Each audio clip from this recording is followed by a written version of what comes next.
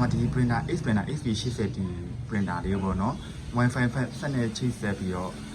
iPhone နဲ့ Level POS မှာကြောက်ပေါ်ချာထုတ်ပုံလေးကိုရှင်းပြပေးပါမယ်အရင်ဆုံး Wi-Fi ဆက်နဲ့ချိတ်ဆက်ပုံလေးရှင်းပြမယ်အရင်ဆုံးပြီး printer လေးကိုပေါင်းအောင်အစုံလေးတက်ထားပြန်မယ်ပေါ့နော်ပြီးတော့ LAN ကြိုးပေါ့ဒီ LAN ဒါပြ LAN ကြိုးလေးပါဗျ LAN ကြိုးလေးကိုဒီမှာတန်ပေါ်မှာတက်မယ်ပေါ့နော်တန်ပေါ်မှာတက်မယ်ပေါင်းကွန်ပျူတာ cable ကွန်ပျူတာမှာတက်မယ်ပြည့်စုံဆင်ပြီးသွားတဲ့အချိန်မှာ LAN ပေါ့လေးကိုကြာတော့ကျွန်တော်ကမှတက်မလဲဆို Wi-Fi ဆက်ရဲ့နောက်မှာရှိရဲ့ LAN ပေါ့လေးတွေပေါ့နော် LAN ပေါ့လေးတွေမှာတက်နိုင်ပြီဗျ LAN 1 LAN 2 LAN 3တို့ရေးထားတယ်ဗျ Okay ပြီးရင် printer လေးကိုပါဝါမဖွင့်ခင်မှာကျွန်တော်တို့အဖုံးလေးကိုဖွင့်လိုက်မယ်ဗျအဖုံးလေးရဲ့ဒီဘက်ကခလုတ်လေးကို on နေလိုက်ရင်ပွင့်သွားပါတယ်ပါသောစက်ကူလေးကိုကျွန်တော်ပြထားတော့ပါသောပုံလေးပေါ့နော်ကျွန်တော်ထည့်လိုက်မယ်ထည့်ပြီးတော့အစလေးနည်းနည်းဆွဲထုတ်ထားမယ်ပြီးတော့အဖုံးလေးကိုပိတ်လိုက်မယ်ဗျပြီးတော့ printer လေးကိုပါအောင်ဖွင့်လိုက်မယ်နေ့ကကြာတော့ကွန်ပျူတာနဲ့ Wi-Fi ဆက်ကိုချိတ်ဆက်ပုံလေးရှင်းပြပေးပါမယ်အရင်ဆုံး printer တက်ပြီးတဲ့ချိန်မှာဒီလို mic ကို PC ကိုတွားမယ်ကျွန်တော်ပြပေးထားတဲ့ driver ပေါ့နော်အဲ့ဒါလေးတွားပြီးတော့ဖွင့်လိုက်မယ်ဗျဒါလေးပေါ့နော်ဒါလေးကိုဖွင့်လိုက်မယ်ဗျကျွန်တော်တို့ RAR လေးနဲ့ပို့ပေးထားတာပေါ့နော်အဲ့ဒါဒီကဏ္ဍတွေကိုဘယ်လိုမျိုးလုပ်ရလဲဆိုတော့ဒီမှာကျွန်တော်တို့ချိတ်ဆက်ထားတဲ့ Wi-Fi ကိုတွားမယ်ဗျ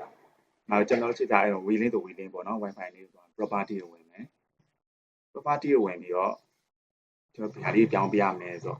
192.168.100.10 က100တိတူတူပဲထားရမယ်ပေါ့နော်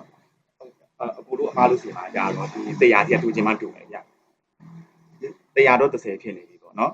အ new IP မှာချိန်မယ်ဒီကျွန်တော်ပြတာဒီ new IP မှာပေါ့နော်100နဲ့255မကျော်တဲ့ကန်တန်းပေါ့နော်ကြိုက်တဲ့ကန်တန်းချိန်လို့ရ200ပေါ့255မကျော်ရပြီဗျဆက် new IP လေးကိုနှိပ်လိုက်မယ်ဒါနဲ့တီးလို့ပြောရတယ်ပေါ့နော်ပြန်လာတဲ့အဲ့လိုဟိုပေါမမိဘူး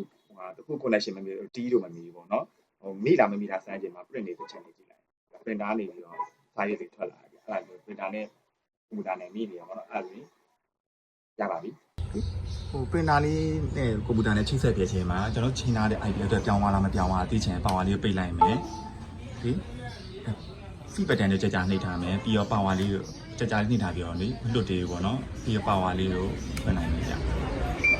ပြီးရင်တွတ်လိုက်မယ်ကြာကျွန်တော်ချိန်ထားတဲ့ IP လေးပြောင်းသွားလားမပြောင်းသွားလားဆိုတော့ဒီမှာကြည့်မယ်ပေါ့နော်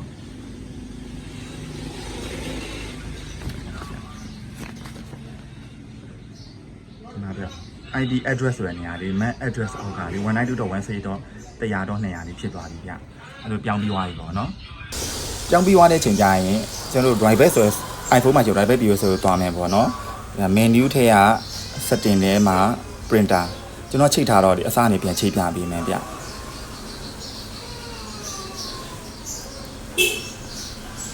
နောက်ပဲအောက်တော့မှရှိတဲ့အပေါင်းနှိမ့်မယ်နေမှာကြိုက်တာလေးပြီးလိုက်ရင်ရတယ်ဗျကျွန်တော်ဒီဟာလေး80တီဆိုတော့လေ80တီပေါ့နော်printer model မှာဟိုအောက်မှာရှိ ATA model Ethernet ကိုရွေးမယ်ကျွန်တော်ခုနကပြောင်းခဲ့ IP address မှာကျွန်တော်ခုနပြောင်းခဲ့တဲ့ name တွေကိုရွေးမယ်ဗျ 192.168.100.200 ပေါ့နော် printer စီခလုတ်တွေမယ် paper size 80ပဲထားမယ် printer စီနေလိုက်မယ်ဒီက printer နေပြီးတော့ပေါချာလေးစထွက်သွားပြီပေါ့နော်အဲ့ဒါဆိုရပါပြီကျေးဇူးတင်ပါတယ်